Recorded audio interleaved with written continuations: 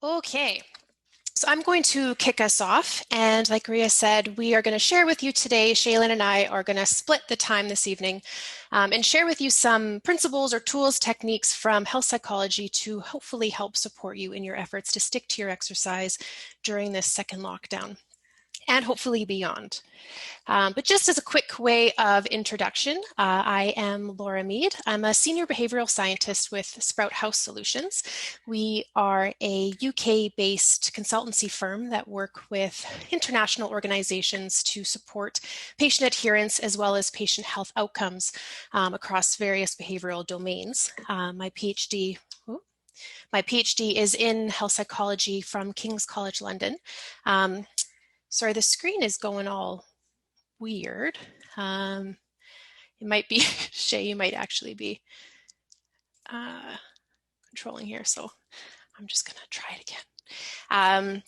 But as I'm doing that, I will just continue and let Shay introduce herself. But have been lucky enough to do my master's with Shay quite a few years ago, and she hasn't been able to get rid of me yet.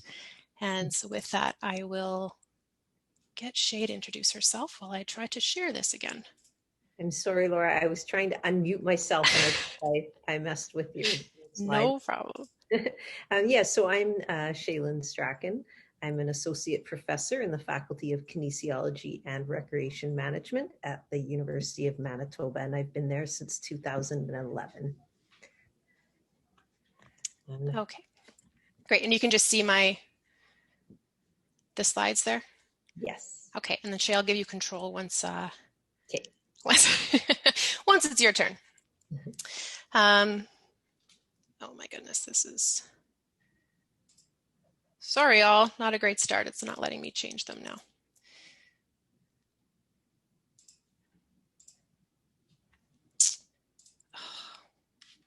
Okay.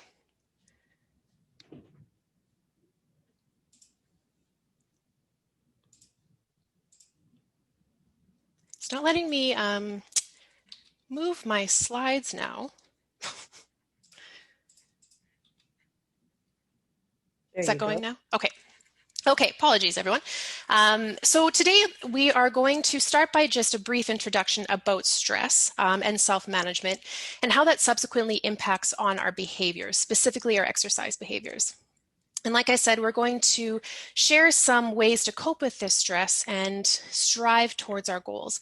And I'm going to present on some problem-focused strategies, and then Shay's going to take over and talk a bit about focusing on the self and our emotions in order to strive towards these goals. But just to start by saying, changing our behaviors is hard, especially when it's a complex behavior such as exercise, which is actually made up of a bunch of behaviors. It requires planning, self-regulation, priority assessment, resource utilization.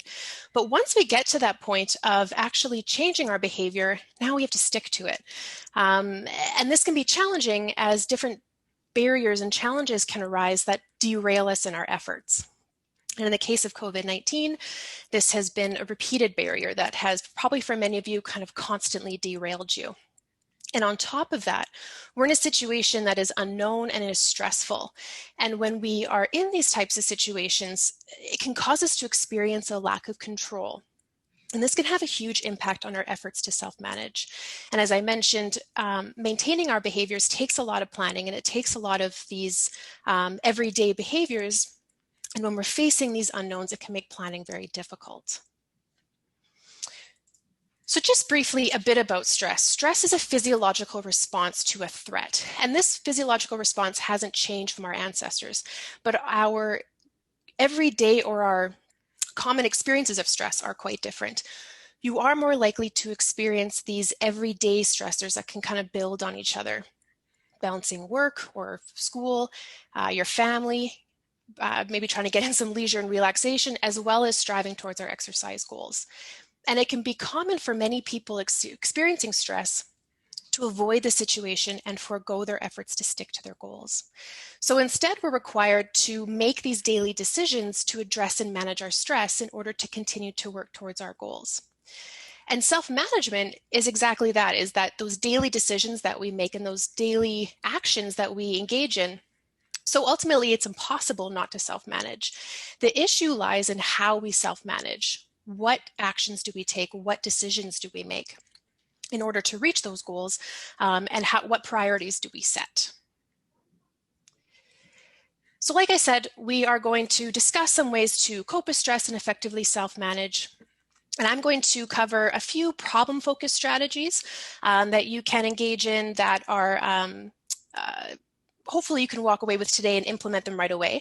And then Shay's going to share some techniques or a technique to looking a bit more inward and relating to the self and emotions in order to address these issues. So managing our behaviors is a skill to be learned. So like an effective manager of a team, it takes practice and experience to be an effective manager of yourself. And within the literature, there are three key tools that they suggest are the key tools for self-management. And by practicing these three skills, you will be able to set a path for yourself in order to work towards these goals. And these tools aren't meant to be kind of a one-time thing. You listen to me yammer on tonight, maybe jot some things down, put it in the junk drawer in the kitchen. But they can be helpful when you're faced with a new barrier or life situation and to revisit those. So like a disruption to your routine caused by COVID, it allows us to explore different options and kind of gain a sense of control in a situation that otherwise feels out of our control. And these tools, problem solving, decision making, action planning, they may sound simple and you've probably executed one or two of these before, whether formally or informally, but it can be really helpful to remind yourself of these techniques, especially in a time where you're maybe struggling towards those goals. So we're going to kick off with problem solving, and problems or barriers often arise in our efforts to maintain our exercise. Weather, schedule changes, family demands, these are common barriers that you've probably faced in the past, and you likely have some strategies that you've identified to help you overcome some of these. You probably don't have a lot of experience in strategies to overcome challenges in the face of a global pandemic. You probably learned some tools and tried some in the first wave, and maybe found what worked, what didn't work. But here we are again with new barriers. It's winter. You probably have some lockdown fatigue, feeling a little uninspired. So in the face of these challenges, problem-solving exercises can be really effective. So we like to kind of take a step-by-step approach because it can be really helpful to take time at each of these steps in order to effectively work towards solving a problem. So you want to start by identifying the problem. The fact that there is a pandemic is not the problem. It's the cause of the problem, but we can't effectively work towards solving the problem of the pandemic. So you want to look at how it's impacting your behaviors and your efforts. And it can be really helpful to really think about this hard because you can't really try to problem solve unless you know what the issue is. And it can be helpful here to recruit other people to help you with this. So you want to look at some ideas to solve the problem, but when you're discussing with others, it can sometimes kind of help you curate or articulate what the problem actually is. And then you're going to list out these problems some ideas to solve the problem, and then give something a try. It is important here to give it a fighting chance, not just trying something, didn't work. You want to really put in that effort. And it's important to keep in mind that it is normal not to always get it right on the first try. And it can be helpful going into it knowing this, so you don't see kind of that first roadblock or first little hiccup as a failure. Instead, it is an opportunity to kind of interpret that as a learning experience. So how are you to know that a morning run is not for you unless you really gave it a try? So then you want to look at the results. What worked? What didn't work? Why didn't it work? It can be, if you think back over your efforts to engage in this and some of the barriers came up. So for example, you wanted to run at lunchtime, but you have to get your kids lunch. They're at home, so you got to get them ready for that next virtual session. Maybe that afternoon run isn't realistic. So you can go back and identify how can I now overcome some of those barriers and maybe readjust that planning. Other resources might be helpful. There's lots of programs online. Are there other modes of delivery that may be more useful for you? And then ultimately, if you've gone through all these efforts, you've been honest with yourself and you've given it an honest try, It might just be that that particular problem can't be solved at the moment. It doesn't mean that it's never solvable, but maybe looking at it, coming back to it at a later date, or addressing it from a different angle and looking at it from a different angle. And Shay's going to touch on some of that shortly. Now, sometimes when we're going through some of these problem-solving activities, little unhelpful thoughts can kind of creep in. So for example, I'll never get my workout in. I must be a failure because I keep missing my morning runs.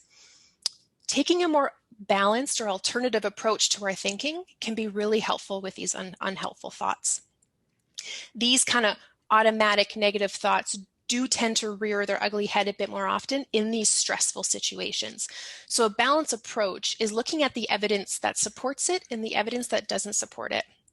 So for example, I'm a failure because I keep missing my morning workout. Looking at it in a more balanced approach shows you actually, well, you went for a run twice this week.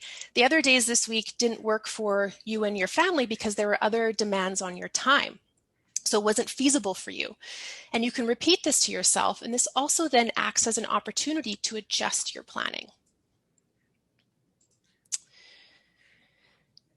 So in this sort of face of uncertainty, it can make it very difficult to make decisions and feel as though we are effectively planning.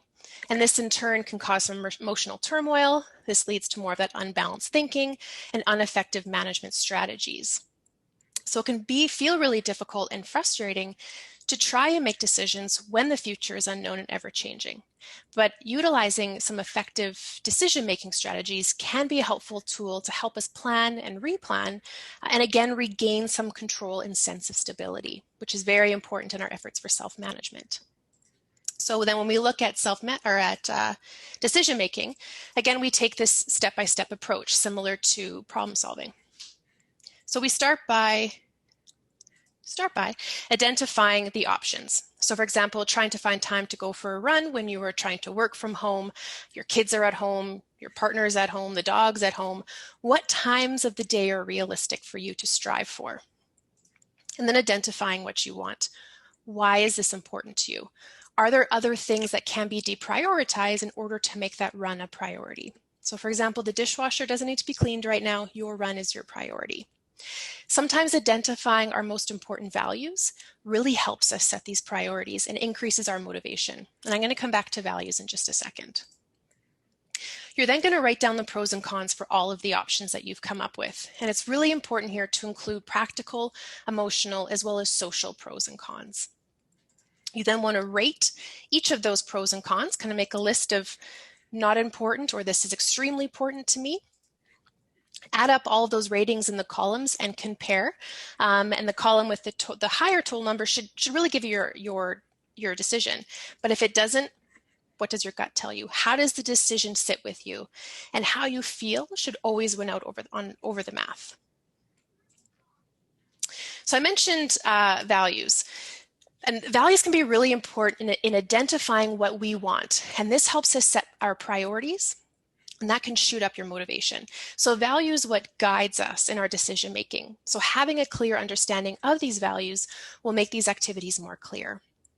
And it's important to note that values can change as we grow. It can change with life circumstances. And you may have even noticed that your values kind of shifted a little bit since COVID.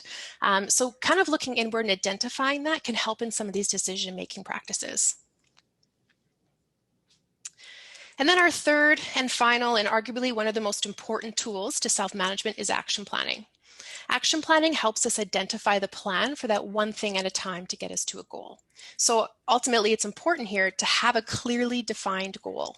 And you've likely had many goals in the past, but sometimes going through the exercise of reestablishing your goal and kind of bringing it back to front of mind can be really helpful in these times of change, as it helps us realign our behaviors.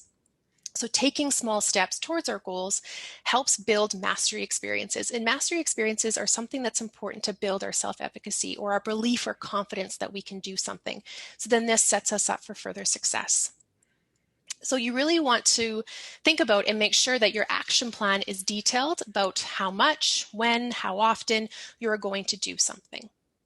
And there are a few things that you want to keep in mind in order to kind of set yourself up for success with an action plan.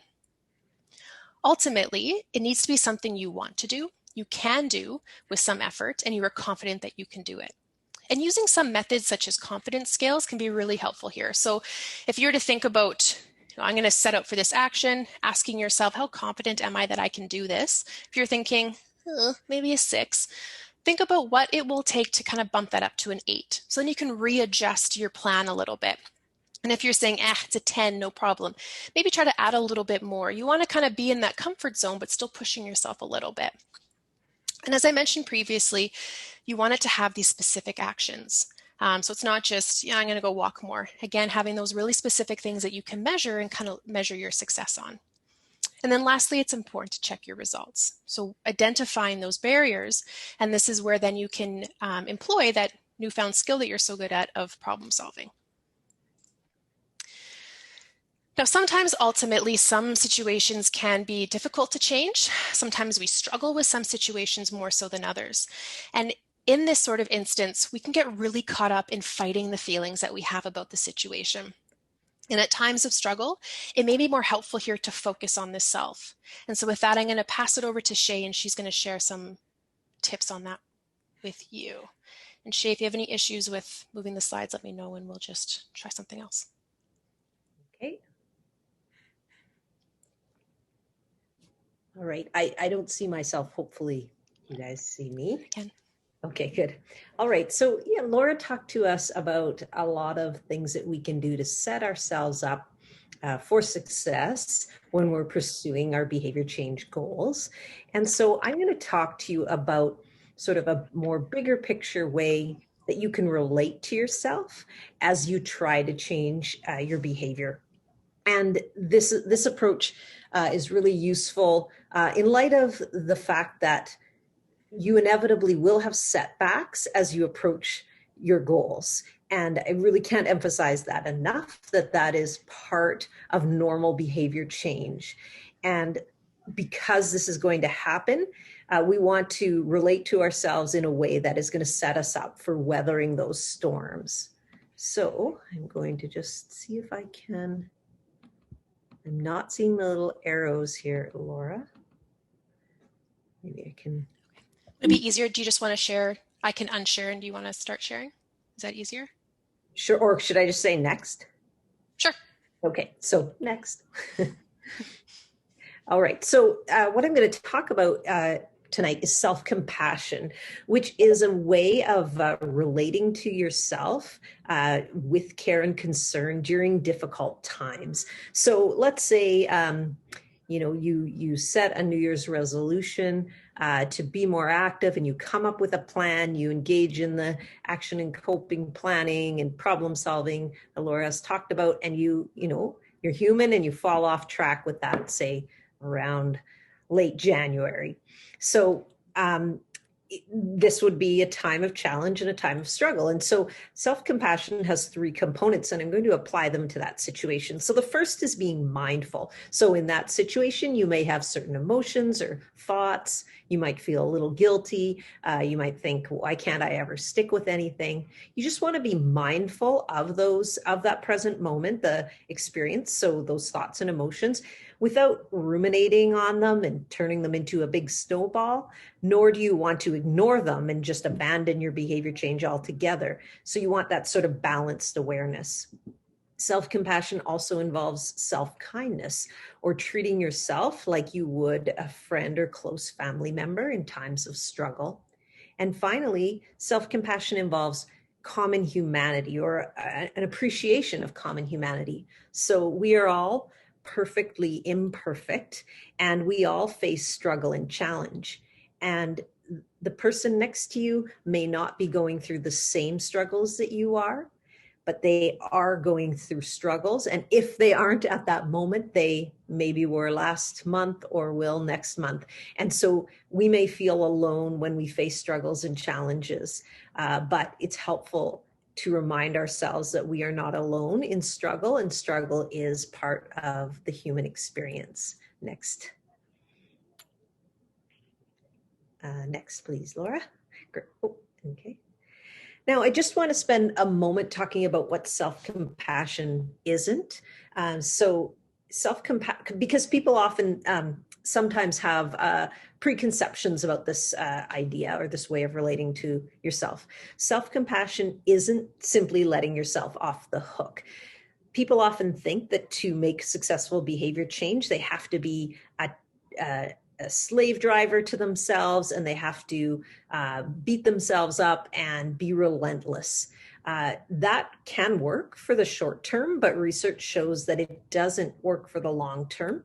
How long are you going to show up to do something where you know that if you slip up, you're going to be yelled at and treated poorly? Not very long. It also is not very good for our well-being.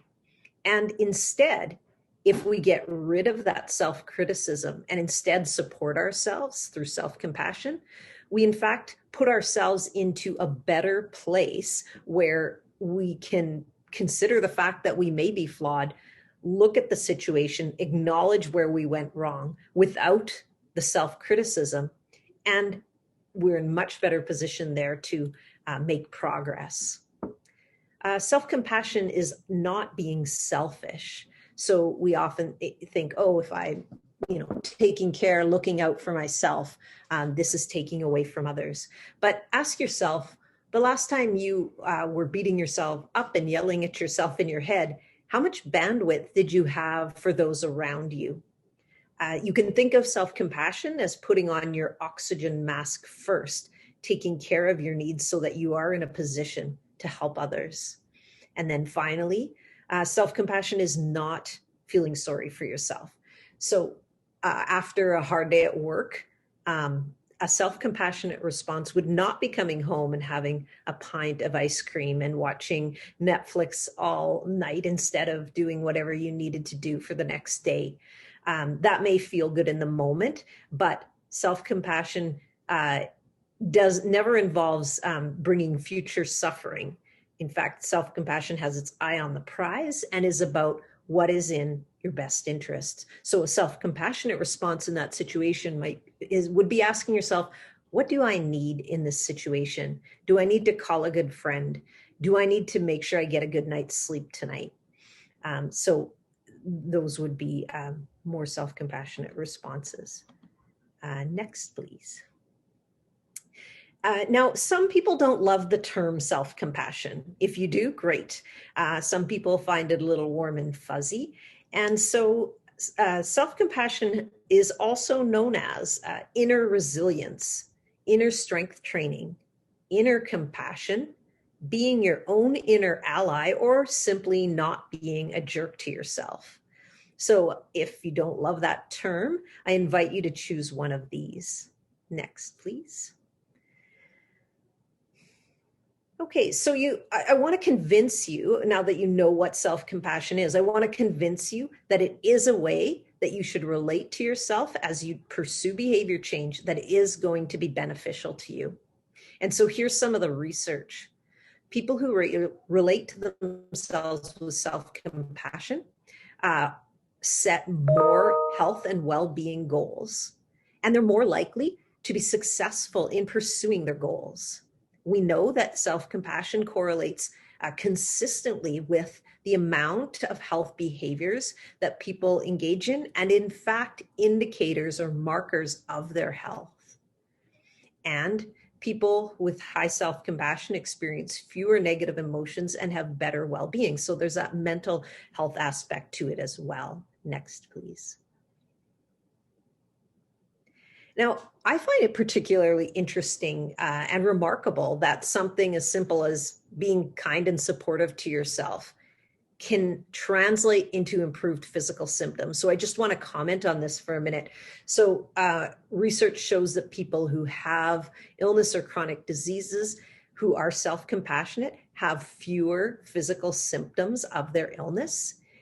In a particularly interesting trial, people with diabetes were randomized to either be trained for 5 weeks in how to be more self-compassionate or to receive control activities. And those who were trained in self-compassion at the end of the intervention and following up a few months later had better blood glucose levels or HbA1c levels. So simply being kind to themselves translated into that physical marker. And finally, self-compassion is reliably associated with better quality of life. Next, please. So how might it be that being kind to yourself and supportive translates into those physical health outcomes? Well, research helps paint a picture. So we know that when you are self-compassionate, you're better at self-management. So you're better at those things that Laura talked about.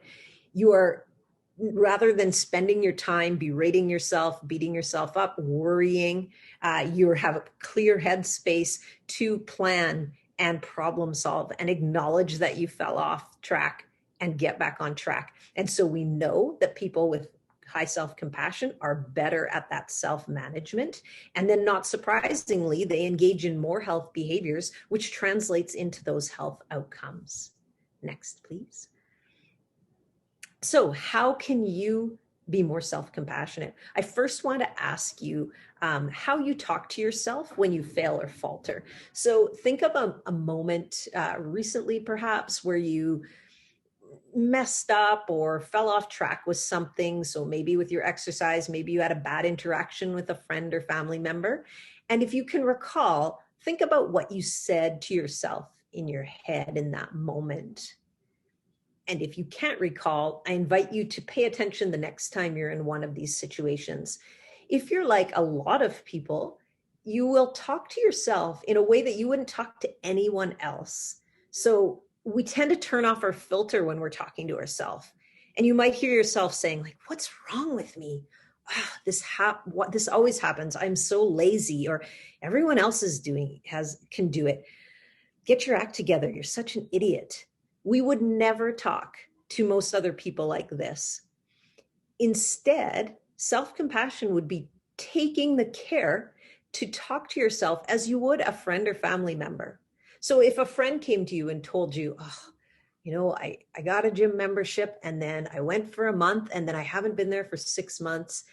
And what would you say to them? You're surely not going to say, what's wrong with you? You're so lazy. You would never say that, nor would it be helpful. Instead, you'd probably say, hey, everyone fails time to time. You're not the only other person making a donation to your gym. You might say, hey, you got to forgive yourself. You might point out that beating themselves up will not help. And you might invite them to think about what they could do to better support themselves for change. And so you can say these same things to yourself, and it can be very helpful. Next slide. There are other ways besides how we talk to ourselves that we can be self-compassionate. I mentioned when talking about the common humanity component of self-compassion that we all are perfectly imperfect and we all have faults. The flip side of that is that we all have strengths and things that we can use, things that we can be proud of. So take some time to acknowledge and validate what your strengths are. And to apply that to your behavior change, you can think about how those strengths can help you to be more physically active. Maybe you're a great people person. Maybe you know that you will be a loyal friend. Harness that and, COVID allowing, exercise with a friend, or even just call them on your phone right now while you each go for a walk. If you know that you will not let your friend down because you are a loyal friend, harness that, acknowledge that as a strength, and harness that to make your behavior change easier. We can offer support and comfort to ourselves. So instead of beating ourselves up, we can say, be our own ally. What do I need in this moment? Okay, so I need to ask somebody to help out more around the house so that I can be freer to find time for physical activity. I need to get a good night's sleep tonight so that I have the energy tomorrow. Self-compassion could be protecting ourselves. So saying no to certain commitments so that we have time to take care of ourselves. And in this case, find time for physical activity and doing what is in our best interest. And that takes me to the next slide. So far I've talked about how you can exercise self-compassion or relate to yourself with self-compassion to help you weather the storm when you fall off track. But you can also think about physical activity as a self-compassionate act in and of itself. So, finding that time, prioritizing physical activity, and giving yourself the permission to make that a priority is a self-compassionate act that is putting on your oxygen mask first.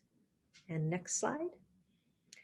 So just to summarize, we can apply self-compassion to our health behavior change. First of all, try to notice when you're being self-critical or non-self-compassionate and replace that with self-compassion. Try to make a point each day to engage in some behavior that is in your own best interest.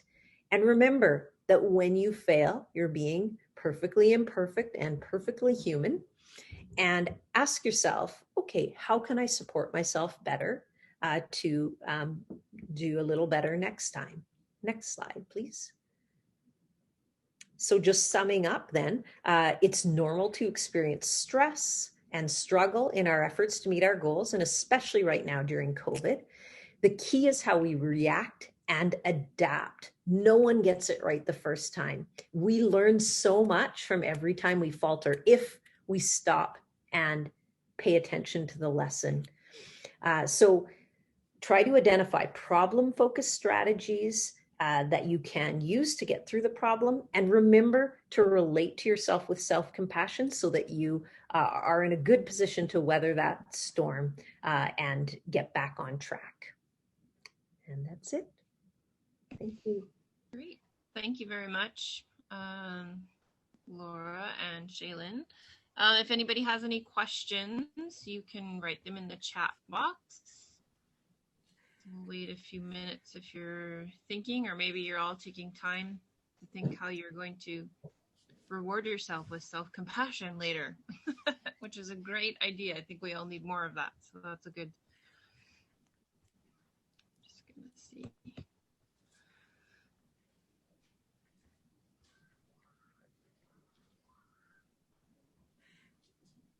Some people are typing.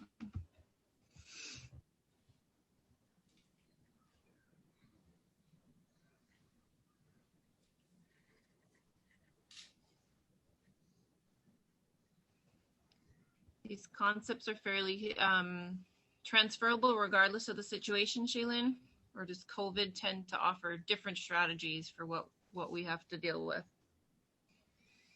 I think COVID really calls upon us to stretch these muscles. As Laura was saying, really, unique challenges, but also learning opportunities, right? Maybe through COVID, we'll learn other ways to be active. And then when we can all be back in the gym and we get thrown a curveball here and there, we're traveling or whatever, we'll have developed more strategies that we can apply in those situations. But it takes us a little while to learn what's going to work.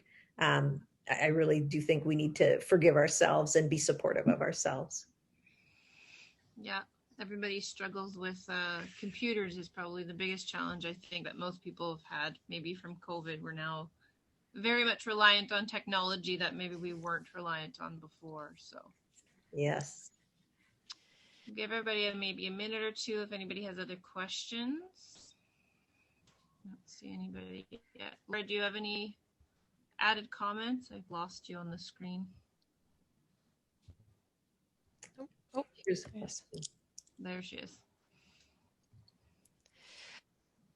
So there was a comment here. So this time around has been helpful with Reh-Fit having live classes. I feel like having that commitment to time has been great.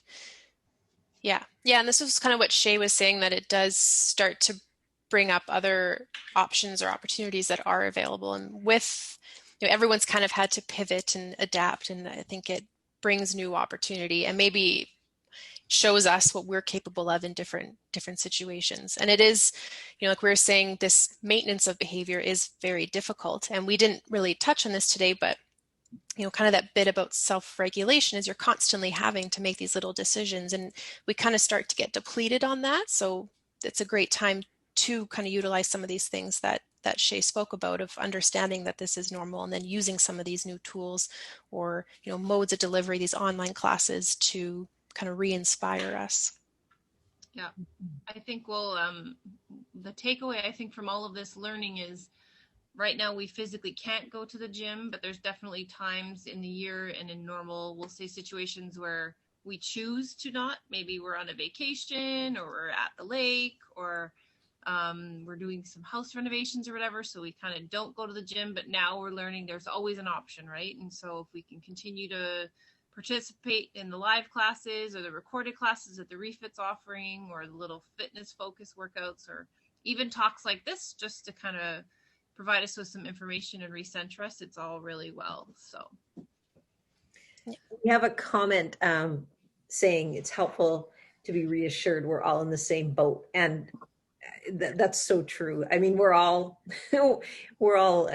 stuck in our houses trying to figure out how to exercise when it's icy out. So I really think the common humanity piece of self-compassion is really relevant here, is that, you know, you're going through this knowing that other people are too, and you can draw a lot of strength and support from that. Absolutely. So I think, with respect to time, if anybody's got any other last minute questions, we'll let anybody do, but otherwise we will express our thanks to our presenters tonight for taking the time, and thank you for all signing in. We hope to see you on Thursday for our last talk of the year. Hard to think the year is over.